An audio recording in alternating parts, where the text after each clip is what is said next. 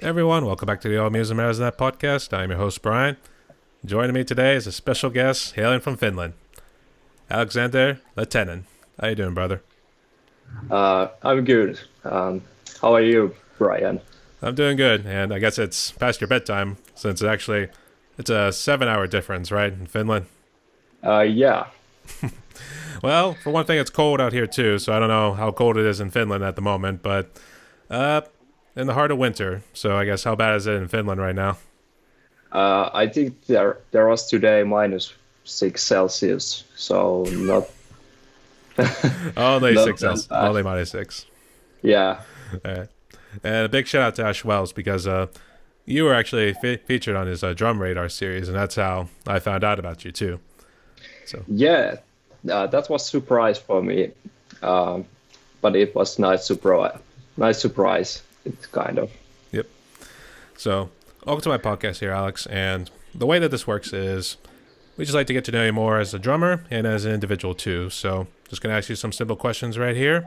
And we're actually going to switch it up a little bit because while we were messaging back and forth, you were interested in learning more about the states and some of the sports as well. So, here's what we'll do. I'll ask you 5 questions that I got on my list right here. Then once I'm done, I'll turn it over to you, and you ask me 5 questions. So, sound fair? Yeah. All right. So, first question. Tell us a little bit about yourself. How did you become a drummer? Um, I started playing when I was 9. Um, I'm now 26 years old. When I was in elementary school, a couple of my friends in school introduced me some old heavy metal bands, and I started to listen to those bands little by little and got interested of music. My father also introduced me some bands he listened when he was young, and I started to listen to those bands and little by little get into music. And in the 3rd grade, there was a chance to get drumming classes, and I was interested in to try them. And I became more interested playing the drums and took more classes. And when I was in 5th grade, my father bought me a drum kit after I had quite desperately asked for it many times. So yeah, after all, he agreed. I was going to say, was it a Christmas present or was it for your birthday? Uh, I think it was Christmas. All right, sounds good. Yeah, And to also fill in our audience, Alex is looking over some notes because we're trying to get over the language barrier too. Looks like you've been taking English for a good while now. yeah, I was practicing quite a lot of, especially my this pronunciation. What is it? Accent. The English accent. Okay. Yeah, I tried to get that American accent. Sounds good though. You're doing good. Yeah, All right. That's why he's yeah, looking over. That's why he's looking off to the side. So that way people don't get suspicious right here. yeah, I know. That's normally people make that looks. It makes it look like there's a little cheating going on or something like that. So yeah, I don't know. Are you cheating on your math test right now? exactly. Okay. You're all good though. All right. Uh, talk about your drum set. What kind of brand is it? And is it electric or acoustic? Um, I have it's acoustic drum kit. Uh, I have Gretsch Brooklyn drum kit with blue oyster color or finish, and it has 13-inch rack tom, 16-inch floor tom, and 18-inch floor tom. I think those are 16 by 16 and 18 by 16.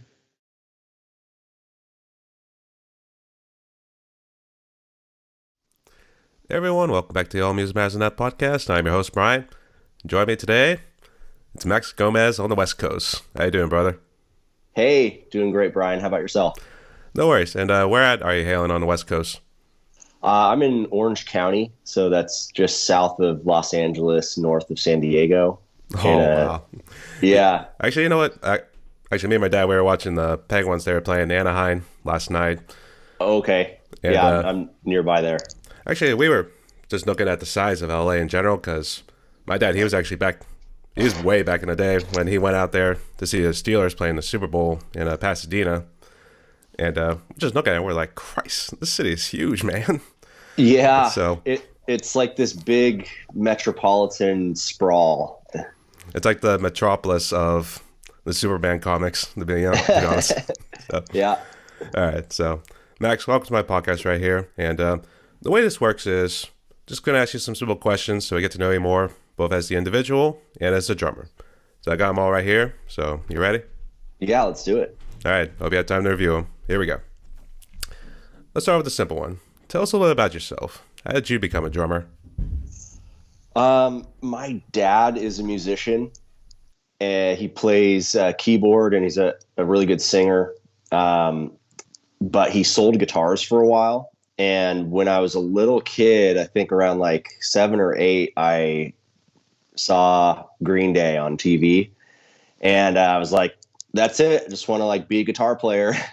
So I played guitar for a long time, actually, before I even played drums. But once I held my first beat, I think in junior high school, that was it. And I got borrowed a drum kit from my dad's friend and played every day in the garage during high school.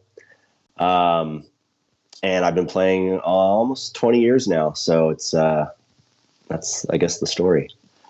Actually, that's pretty interesting. Yeah, you were really big into Billy Joel Armstrong. So was that during the Dookie years? Exactly. Oh Yeah, my gosh. that came out, and there was like, an older kid that like influenced me. He like showed me Green Day, and I was like, oh, this is the coolest thing ever. Actually, I'm surprised you didn't get influenced by drums right then, because Trey Cool, that album, he was absolutely, he was absolutely crazy, to be honest. Phenomenal drummer. Yeah, and it was Chump, and I think I'm going to pronounce it wrong, but I think they were trying to do like some sort of Latin involved. It probably was Latin, but whatever. NMS Sleep This actually had a little bit of a drum solo in it. Totally. And actually, did you ever play the video game Rock Band before? A couple times.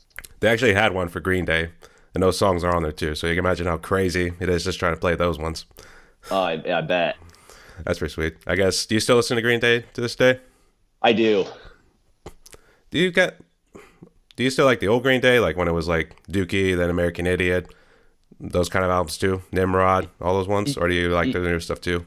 I like everything, but I think Nimrod is probably my favorite, and then Dookie. But I celebrate their entire catalog.